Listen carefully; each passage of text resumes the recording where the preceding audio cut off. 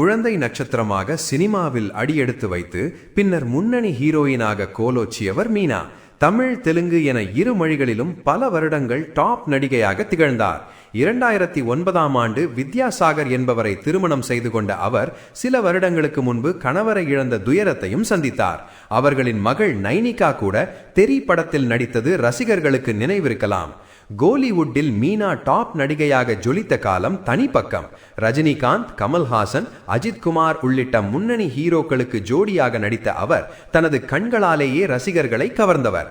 இன்றும் அவருக்கான ரசிகர்கள் அதே அன்புடன் இருப்பது குறிப்பிடத்தக்கது. திருமணத்துக்கு பிறகு சினிமாவிலிருந்து ஓரளவு விலகியிருந்த அவர் மகள் நைனிகாவை தெரி மூலம் அறிமுகப்படுத்தினார். இதற்கிடையே கொரோனா காலத்தில் கணவர் வித்யாசாகர் உயிரிழந்தது அவரை மிகுந்த துயரத்தில் ஆழ்த்தியது.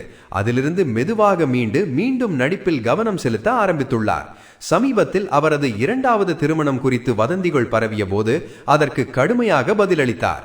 எனக்கு ஒரு மகள் இருக்கிறாள் என்பதையே மறந்துவிட்டு இஷ்டத்துக்கு எழுதுகிறார்கள் என அவர் வேதனை தெரிவித்திருந்தார். இந்நிலையில் சமீபத்திய பேட்டியில் தனது குழந்தை நட்சத்திர அனுபவத்தை பகிர்ந்துள்ளார். எங்கேயோ கேட்ட குரல் படத்தில் SP முத்துராமன் இயக்கத்தில் ரஜினிகாந்த் நடித்தபோது நடந்த சம்பவத்தை நினைவு கூர்ந்தார். அந்த படத்தில் சூடு வைக்கும் காட்சி எடுக்கும்போது உண்மையிலேயே தன்னை எரிக்கப் போகிறார்கள் என்று நினைத்து ஷூட்டிங் ஸ்பாட்டிலேயே கதறி அழுதுவிட்டதாக கூறினார்.